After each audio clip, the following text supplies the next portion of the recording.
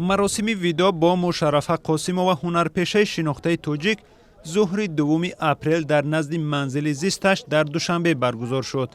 дар маросим аҳли ҳунару санъат, пайвандон ва намояндагони ҳукумат аз ҷумла Шамсиддин Орунбекзода вазири фарҳанги Тоҷикистон ширкат кард ва гуфт ин гуна шахсиятҳо намемиранд. Мушаррафа Қосимова, ки аз ӯ ба унвони модари театри тоҷик ном мебаранд, шаби 1 апрел дар синни 100-солагӣ дар Душанбе дар канори наздиконаш даргузашт.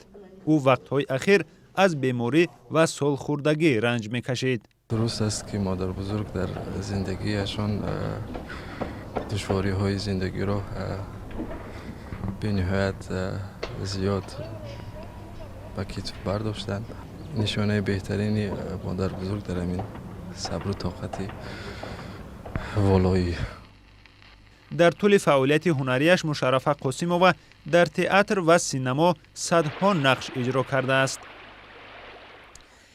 ин насли замони тилло аст.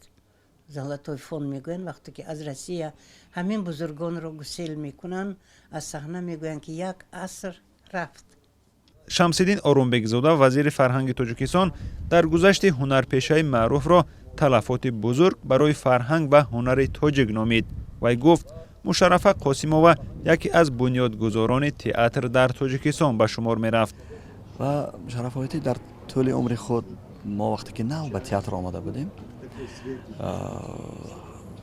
яъне ки як василае буданд байни насли нав ва насли кӯҳансол. инқадар шафқат доштанд, инқадар меҳрубонӣ доштанд. ҳунарпешаи шинохтаро дар оромгоҳи Сари Осиё дар канори дигар чеҳраҳои фарҳангӣ ва сиёсии Тоҷикистон дафн карданд.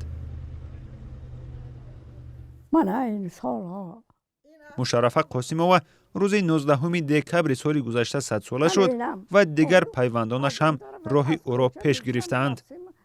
дар рӯзи зодрӯзаш Мушаррафа Қосимова дар суҳбат бо Радиои Озодӣ аз зиндагии 100-солааш изҳори шукрона кард ва гуфт ки бо вуҷуди бархе аз мушкилиҳо умри бобароре дидааст. Шодмон Ятим, Сарвинози Рӯҳуллоҳ, Озодӣ, Душанбе.